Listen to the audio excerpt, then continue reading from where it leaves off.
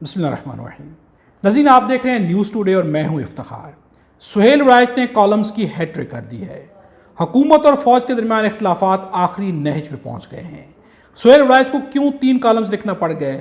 پہلا کالم کیا تھا؟ کس قدر زیادہ عوامی رد عمل کا مظاہرہ ہوا جس کے بعد کالم کو چینج کرنا پڑ گیا؟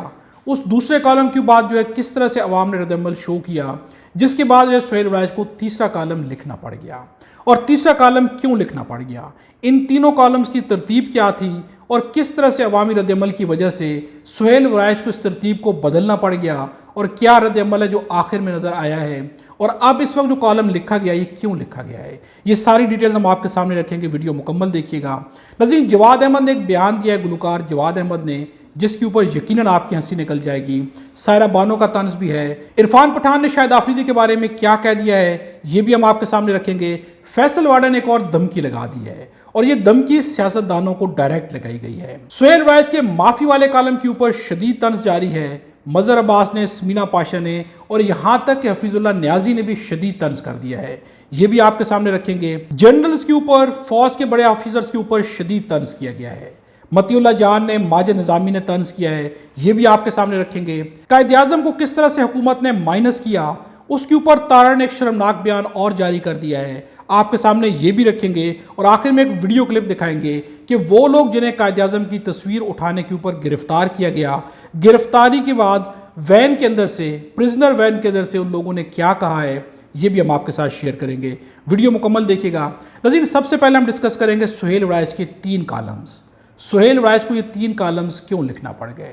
ہیٹرک کی گئی ہے، ان کی ترتیب بہت ہی انٹریسٹنگ ہے۔ سہیل رائج نے پہلا کالم لکھا جس میں ایک دھمکی تھی کہ معافی مانگی جائے، سیاسی مصالحت کے اوپر بات کی گئی، شیطان ابلیس کی مثال پیش کی گئی کہ معافی مانگی جائے، نہیں تو بہت شدت ہوگی، بہت مشکلات ہوں گی، کوئی دوسرا حل نہیں ہے۔ اس کالم کے آتی عوام نے اس قدر زیادہ شدید تنقید کی، اس قدر زیادہ شدید تنقید کی کہ سہیل رائج کو اگلا کالم دوبارہ سے لکھنا پڑ گیا۔ اگلے دن سہیل رائج نے دوبارہ سے کالم لکھا اور عمران خان کی معافی کے لیے منتیں ترلے کر ڈالی۔ یعنی کہ عوامی رد عمل اس قدر زیادہ شدید تھا کہ سہیل رائج کو منتیں اور ترلے کرنا پڑ گئے۔ اس منتوں کے بعد بھی جس طرح سے سہیل رائج کے ساتھ کیا گیا، عوام نے جو درگت بنائی، اس کے بعد سہیل رائج نے آج تیسرا کالم لکھ ڈالا ہے۔ اور یہاں پر سہیل رائج نے کوشش کی ہے کہ اپنے آپ کو آزاد صحافی ظاہر کریں، چونکہ 2 کالم لکھنے کے بعد ان کے اوپر جس قدر شدید تنقید کی گئی ہے، اس کے بعد سہیل رائج کو اندازہ ہو چکا ہے کہ عمران خان کے خلاف بولنے کے اوپر جو عوام کرے گی وہ شاید سہیل رائج جیسے صحافی بھی آپ برداشت نہیں کر سکتے۔ اب انہوں نے اپنے آپ کو آزاد صحافی ظاہر کرنے کی کوشش کی ہے۔ اب انہوں نے حکومت پر، فوج پر شدید تنقید کی ہے، اور یہاں تک کہہ دیا ہے کہ فوج اور حکومت کے درمیان اختلافات بہت ہی آخری نہج پہ پہنچ چکے ہیں۔ 3 بیانات ہیں جو کہ ان کے پورے کالم میں سے ہم نے نکالے ہیں، آپ کے سامنے رکھیں گے، اور یہ تینوں بیان بہت ہی اہم ہیں۔ لیکن یہ ساری گفتگو کرنے سے پہلے کچھ انٹریسٹنگ چیزیں آپ کے سامنے رکھیں گے۔ جواد احمد نے ایک بیان دیا ہے، گلوکار جواد احمد، جو کہ اپنے آپ کو عمران خان کے مد مقابل بہت بڑی چیز سمجھتے ہیں۔ ان کا کیا کہنا ہے اس بیان سے بھی آپ کو واضح ہو جائے گا۔ اس بیان کو سنانے کے بعد آپ کے ذہن میں کیا محاورہ آتا ہے، آپ نے کمنٹس میں ضرور لکھنا ہے۔ ایک محاورہ آپ کے سامنے میں رکھوں گا، باقی محاورے آپ نے کمنٹس میں خود سے لکھنے ہیں۔ ناظرین، جواد احمد نے بیان دیا ہے کہ میں واحد آدمی ہوں جو تحریک انصاف کا بیانیہ الٹا بھی سکتا ہے، برباد بھی کر سکتا ہے۔ ناظرین، اس بیان کو سننے کے بعد ایک محاورہ ذہن میں آتا ہے، اپنے منہ میاں مٹھو بننا۔ ناظرین، پورا نظام مل کے عمران خان کے بیانیے کو نہ تو الٹ سکا نہ بدل سکا، اور جواد احمد جیسی شخصیت کا کہنا ہے کہ یہ کام میں کر سکتا ہوں۔ اس کے اوپر آپ کے ذہن میں کیا محاورہ آتا ہے کمنٹس میں ضرور لکھیے گا۔ ناظرین، سائرہ بانو نے بھی ایک طنز کیا ہے، تمغے جس طرح سے بانٹے گئے، یقیناً تمغوں کو اتنی زیادہ تعداد میں بانٹنے سے یا جگہ جگہ پہ بانٹنے سے یا ہر کسی کو دینے سے اس کا اپنا وقار، اس کا معیار بھی کم ہو رہا ہے۔ اس کے اوپر سائرہ بانو کا کہنا ہے کہ پہلے تمغہ ملنے والوں کی عزت ہوتی تھی، اب جس کو بھی تمغہ ملتا ہے لوگ کہتے ہیں اچھا یہ بھی ٹاؤٹ ہے۔ یعنی کہ اب تمغہ اس بات کی گارنٹی بن چکا ہے کہ یہ شخص ٹاؤٹ ہے، حکومت کا ہے، طاقتوروں کا ہے، جس کا بھی ہے، لیکن یہ ٹاؤٹ ہے۔ یعنی کہ یہاں پر عزت نہیں ہوتی بلکہ عوام اس کو باعث ذلت سمجھتی ہے۔ یہاں تک ہم لا چکے ہیں تمغے کی اہمیت کو۔ ناظرین، عرفان پٹھان نے شاہد آفریدی کے بارے میں ایک بیان دیا ہے، آلدو کہ جب بھی انڈیا کی طرف سے کوئی بیان آئے گا اور پاکستان کی کسی بھی شخصیت پہ آئے گا، چاہے پاکستانی عوام اس شخصیت کے بارے میں خود جو بھی کانسیپٹ رکھتی ہو، جو بھی رائے رکھتی ہو، لیکن اگر انڈینز بیان دیں گے تو یقیناً وہ بیان بہت برا لگتا ہے۔ لیکن عرفان پٹھان نے ایک بیان دیا ہے، وہ ہم آپ کے سامنے رکھتے ہیں۔ شاہد آفریدی ایک بدتمیز آدمی ہے، یہ کہنا ہے عرفان پٹھان کا۔ اس نے مجھے نقلی پٹھان کہا تو مجھے لگا کہ یہ میرے ماں باپ کے بارے میں بات کر رہا ہے، پھر میں اسے بات آؤٹ کر کے بتا چکا ہوں کہ اصلی پٹھان کون ہے۔ ایک بار میرے سر پر ہاتھ رکھا اور کہا کہ بچے کیسا ہے؟ میں نے کہا کہ تو کب سے باپ بن گیا ہے۔ بچوں والی حرکتیں ہیں، یعنی کہ شاہد آفریدی کی حرکتیں بچوں والی اپنے آپ کو بڑا بنانے کی کوشش کر رہے ہوتے ہیں، اور یہی پاکستانی عوام کا بھی سمجھنا ہے۔ آلدو کہ عرفان پٹھان اگر کہیں گے تو یقیناً قوم کو برا لگے گا، کیونکہ انڈیا کا بیان کسی صورت میں بھی قوم برداشت نہیں کر سکتی اور کرنا بھی نہیں چاہیے۔ لیکن شاہد آفریدی کو یہاں پر سوچنا چاہیے کہ پاکستان کی عوام بھی انہیں آج تک بچہ سمجھتی ہے، ان کے بارے میں یہی کانسیپٹ پاکستان کی عوام کے اندر بھی پایا جاتا ہے۔ آپ کس بارے میں کیا رائے ہے کمنٹس پہ ضرور بتائیے گا۔ ناظرین، فیصل واڈا نے ایک دھمکی لگائی ہے اور شدید دھمکی لگائی گئی ہے۔ فیصل واڈا کا کہنا ہے کہ تمام منافق سیاستدان اور دیگر اپنی سمت درست کر لیں، اپنی سمت ٹھیک کر لیں، ورنہ بڑے بڑے ترم خان رگڑ دیے جائیں گے۔ ناظرین، بات ہوتی نہیں اور رگڑنے کی باتیں کر دی جاتی ہیں، اب دھمکیاں کھلے عام لگائی جاتی ہیں، یعنی کہ آئین قانون کچھ بھی نہیں ہے، جس کی جو مرضی ہے جو بھی کر کے رکھ دے۔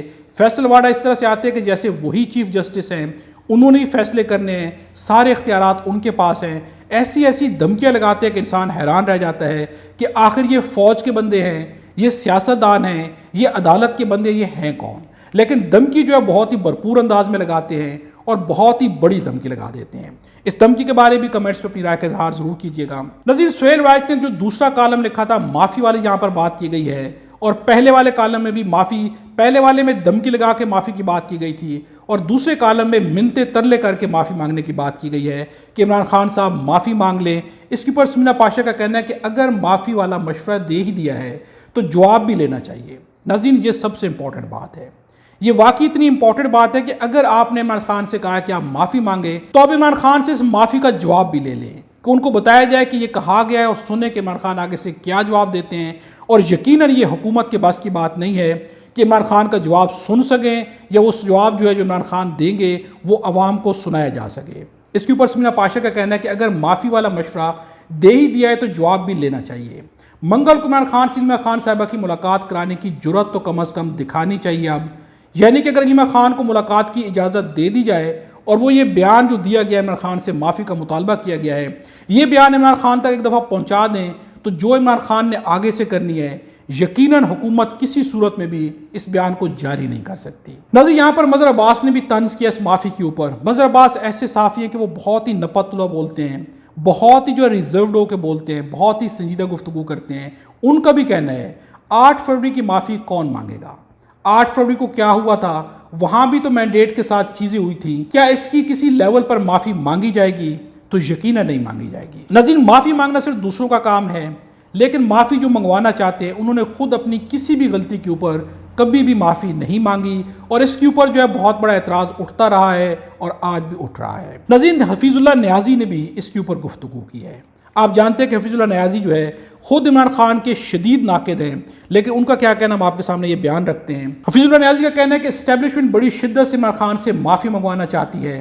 عمران خان سے اسٹیبلشمنٹ کو معافی کی کیا ضرورت ہے؟ مجھے نہیں پتا، لیکن عمران خان نے پہلے دن سے واضح کیا ہوا ہے کہ وہ معافی نہیں مانگیں گے۔ شاید اسٹیبلشمنٹ سمجھتی ہے کہ وہ معافی کے ذریعے تحریک انصاف میں ڈینٹ ڈال سکتی ہے اور کٹ ٹو سائز کر سکتی ہے۔ یہ کہنا ہے حفیظ اللہ نیازی کا کہ اگر اسٹیبلشمنٹ یہ سمجھتی ہے کہ پاکستان تحریک انصاف میں معافی منگوا کر ڈینٹ ڈالا جا سکتا ہے تو یقیناً اگر عمران خان معافی مانگ لیں۔ ہم نے اپنے چینل کے اوپر ایک سروے کیا تھا، اس سروے میں بھی ہم نے کہا کہ اگر عمران خان ڈیل کر لیں تو کیا آپ عمران خان کا ساتھ دیں گے؟ تو عوام نے واضح طور پر کہہ دیا کہ نہیں دیں گے۔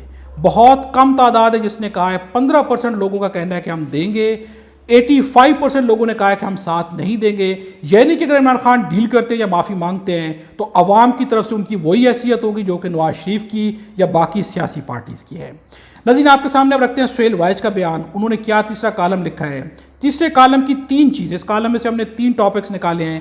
پہلی گفتگو جو انہوں نے کی، ان کا کہنا ہے عسکریت اور اکثریت ہاتھ ملا کر چلیں گے تب بھی ایک فلاحی ریاست بن سکے گی۔ عسکریت سے تو مراد فوج ہے، اسٹیبلشمنٹ ہے۔ اکثریت سے کیا مراد ہے؟ اکثریت سے مراد یہ کہ عوام کی بڑی تعداد کہاں پر کھڑی ہے؟ تو یقیناً اس وقت عوام کی بڑی تعداد تو پاکستان تحریک انصاف کے ساتھ کھڑی ہوئی ہے، اور اس پہ کسی کو بھی شک نہیں ہے۔ یہاں پر اگر اس بیان کو دوسرے الفاظ میں کہا جائے تو یہاں پر سہیل رائج کہنے کی کوشش کر رہے ہیں کہ عسکریت اور تحریک انصاف ہاتھ ملا کر چلیں گے تب بھی ایک فلاحی ریاست بن سکے گی، اس کا تو یہی واضح مطلب ہے۔ اس کے اوپر مزید بات کرنے کی گنجائش نہیں ہے کہ یہاں پر مان لیا گیا ہے کہ اکثریت جو وہ عمران خان کے ساتھ ہے، اور جب تک اکثریت اسٹیبلشمنٹ کے ساتھ نہیں چلے گی تو فلاحی ریاست نہیں بن سکتی، اور یہی تو کہنا ہے عوام کا اور یہی کہنا ہے عمران خان کا۔ ناظرین، اگلے بیان کا جو حصہ ہے، دوسرا پورشن جو ہم نے نکالا ہے ان کے کالم میں سے، وہ پورشن ہے مانا کہ اکثریت غیر منظم ہے، مانا کہ اکثریت کے نمائندے اکثر کرپشن کرتے ہیں۔ یہاں پر اکثریت سے مراد انہوں نے ایز اے مجموعی طور پر حکومت کو لیا ہے۔ مانا کہ ان میں سے اکثر نااہل ہیں، ان کی گورننس میں غلطیاں ہیں۔ یہاں پر یقیناً جو گورننس میں غلطیاں ہیں تو وہ شہباز شریف ہے، وہ یہاں پر پاکستان مسلم نواز ہے یا پاکستان پیپلز پارٹی ہے، اور گورننس کی غلطیاں تو پاکستان تحریک انصاف کے اندر بھی بے شمار تھیں۔ مانا کہ وہ بین الاقوامی حساسیت کو سمجھنے میں ناکام رہتے ہیں، کم از کم عمران خان بین الاقوامی حساسیت کو سمجھنے میں ناکام نہیں رہتا بلکہ واضح الفاظ میں بیان دیتا اور منہ توڑ جواب دیتے ہیں۔ مانا کہ اکثریت کے نمائندگان نہ اتنے تعلیم یافتہ ہیں، یہ بھی بات عمران خان کے بارے میں نہیں کہی جا سکتی، لیکن جس کے بارے میں کہی جا سکتی ہے پوری قوم جانتی ہے کہ کن کے بارے میں کہا جاتا ہے کہ یہ پٹواری ہیں یا ان پڑھ ہیں، تو وہ ایک ہی جماعت ہے جس کے بارے میں پوری قوم جانتی ہے، اور نہ اتنے اہل ہے کہ وہ حکومت کو مؤثر طور پر چلا سکیں۔ لیکن یہ سب مانتے ہوئے یہ بھی ماننا پڑے گا کہ اکثریت کے بغیر، یہاں پر سب سے امپورٹنٹ بات ہے، لیکن یہ سب مانتے ہوئے، یعنی کہ جتنی جو برائیاں بیان کی ہیں سہیل رائج نے، ان تمام برائیوں کو ماننے کے ساتھ ایک چیز اور بھی ماننا پڑے گی، اور سب سے امپورٹنٹ چیز یہی ہے، یہ بھی ماننا پڑے گا کہ اکثریت کے بغیر عسکریت چل نہیں سکتی، یعنی کہ اکثریت میں خامیاں بھی ہوں تو پھر بھی فوج ان کے بغیر نہیں چل سکتی۔ یہ بھی مانا جائے کہ سول کے بغیر فوج مضبوط نہیں رہ سکتی۔ ناظرین، یہی بات تو عوام کہہ رہی ہے۔ عوام کا بھی یہ کہنا ہے کہ جب اکثریت ایک سائڈ پہ کھڑی ہے، اس کے مینڈیٹ کو آپ مانتے ہی نہیں ہیں، انہیں مارتے ہیں، پیٹتے ہیں، تو پھر آپ کیسے مضبوط ہو سکتے ہیں؟ اور یہی بات اب آپ کے نمائندے کہہ رہے ہیں، یہی بات سہیل رائج کا کہنا ہے کہ اکثریت چاہے غلط ہے، اس میں خامیاں ہے، لیکن اس کے بغیر فوج مضبوط نہیں ہو سکتی، یہی عوام کا کہنا ہے۔ ناظرین، آج بیانیہ وہاں پر آ کے کھڑا ہو گیا ہے جہاں سے یہ بیانیہ آج سے 3 سال پہلے شروع ہوا تھا۔ اگلا بیان آپ کے سامنے رکھتے ہیں جو کہ اس کالم میں سے تیسرا پورشن ہے، یہ پورشن بھی بہت اہم ہے۔ یہاں پر سہیل رائج کا کہنا ہے کہ فوج ملک کا اہم ترین دفاعی بازو ہے، ہماری فوج منظم و تجربہ کار ہے اور شاید بہت سے معاملات میں اہل بھی ہے، مگر یہ مگر بہت امپورٹنٹ ہے، مگر عسکریت کی بالادستی ملک کو کھوکھلا کر دیتی ہے۔ جب اسٹیبلشمنٹ سمجھے کہ وہ سب سے بالا تر ہے اور وہی ملک کو چلا سکتے ہیں، انہی کی مرضی سے سب کچھ کیا جائے گا، تو یہ چیز ملک کو کھوکھلا کر دیتی ہے، اور یہی ساری باتیں وہی ہیں جو کہ عوام پیٹ رہی ہے، یہی ساری باتیں تو پاکستان تحریک انصاف کر رہی ہے۔ بات تو ساری وہیں پر آ گئی ہے کہ جو پاکستان تحریک انصاف لے کر چلی تھی۔ یہاں پر تو سارے کا سارا جو کچھ بھی یہاں پر سہیل رائج نے کہا ہے اس تیسرے کالم میں، یہی سارا کچھ تو عوام کہہ رہی ہے، یہی سارا کچھ عمران خان کہہ رہے ہیں۔ ناظرین، چند چیزیں ہم آخر میں جلدی جلدی آپ کے سامنے رکھیں گے۔ اب عسکریت کے اوپر، اب اگر بات کی جائے کہ جنرلز کے اوپر کچھ طنز کیے گئے ہیں، تاریخ کے طنز ہیں، آپ کے سامنے رکھتے مطیع اللہ جان کا کہنا ہے عمران خان کی اسٹریٹجی میں سے سب سے زیادہ کلیدی کردار ان کی فٹنس کا ہے، جس کا انہوں نے جیل میں بھرپور خیال رکھا ہوا ہے۔ جیل میں رہنے کے باوجود ان کی صحت زرداری نواز شریف اور شہباز سے بہتر ہے۔ حکومت بھی اب سوچے سمجھے پلان کے تحت کہنا شروع کر دیا ہے کہ ان کی صحت ٹھیک نہیں ہے۔ وہ گراؤنڈ بنا رہے ہیں کہ تاکہ خدا نہ خواستہ ان کو کچھ ہو جائے تو ان پر الزام نہ آئے، یعنی کہ عمران خان کی صحت کا بہانہ بنایا جا رہا ہے۔ آلدو کہ عمران خان فٹ ہے جیل کے اندر، چونکہ انہوں نے اپنی فٹنس کا خیال رکھا ہوا ہے، لیکن اس وقت جو حکومت بہانے بنا رہی کہ ان کی صحت ٹھیک نہیں ہے، کہ اگر عمران خان کو کچھ ہو جائے تو پہلے سے ایک جواز موجود ہو کہ وہ تو بیمار تھے، ان کی صحت ٹھیک نہیں تھی، لیکن یہ اشارہ بہت ہی غلط جانب کیا جا رہا ہے۔ اگر ایسا کیا گیا تو بہت ہی برا ہوگا۔ ایک چیز آپ کے سامنے اور رکھتے ہیں، ماجد نظامی کا کہنا ہے جنرل ضیاء الحق کے دور میں فوجی افسر رات کے اخبارات سنسر کرتے تھے۔ جنرل ضیاء دور میں فوجی افسرات رات کے اخبارات سنسر کرتے تھے، جو خبر پسند نہیں آتی نکال دی جاتی تھی، وقت کم ہونے کی وجہ سے وہ جگہ خالی چھوڑ دی جاتی تھی یا پھر اسے اتنے سے میں کینچی کا نشان چھاپ دیا جاتا تھا۔ اگلے دن قارئین سمجھ آتے تھے کہ یہاں کوئی ایسی خبر تھی جو فوجی افسر کو پسند نہیں آئی تھی۔ ناظرین، آخر میں آپ کے سامنے عطا تارڑ کا ایک بیان رکھیں گے جو کہ قائد اعظم کے اشتہار پہ تصویر نہ لگنے کے اوپر عطا تارڑ نے دیا، اور یہ بیان بھی شرمناک ہے۔ عطا تارڑ کا کہنا ہے کہ ایک اخباری اشتہار پر پی ٹی آئی نے سیاست کھیلی۔ ناظرین، اس میں سیاست کہاں کھیلی گئی ہے؟ یہ تو ایک حقیقت شرم آپ کو آنی چاہیے، یہ سیاست نہیں کھیلی گئی۔ ہمارے اشتہارات ہی قائد اعظم کے فرمودات سے شروع ہوتے تھے۔ یہ وہی لوگ ہیں جو کہتے تھے کہ خان نہیں تو پاکستان نہیں، لیکن ہم حقائق قوم کے سامنے لے کر آئیں گے۔ کے پی کی حکومت نے خود اپنی مہم میں جناح اور اقبال کی تصویر نہیں دکھائی. ہم نے تو شور نہیں مچایا. آپ کو مچانا چاہیے تھا. آپ نے شور کیوں نہیں مچایا؟ یہ شور نہ مچانا آپ کو چور ظاہر کرتا ہے, آپ کو مجرم ظاہر کرتا ہے. آپ کو شور مچانا چاہیے تھا, اور اگر آپ کے اوپر شور مچایا گیا ہے تو ٹھیک مچایا گیا ہے. ناظرین, آخر میں ایک ویڈیو آپ کے سامنے شیئر کریں گے. جن لوگوں کو قائد اعظم کی تصویر اٹھانے کے اوپر جیل میں ڈالا گیا, انہیں جب قیدی وین کے اندر ڈالا گیا تو وہاں سے کچھ نعرے لگ گئے ہیں. یہ ویڈیو کلپ آپ دیکھیے گا. اگر یہ ویڈیو اچھی لگے تو ویڈیو کو لائک بھی ضرور کیجیے گا, اور کمنٹس پہ اپنی رائے کا اظہار بھی ضرور کیجیے گا. خدا ہم سب کو اور ہمارے وطن پاکستان کو اپنی حفظ و امان میں رکھے.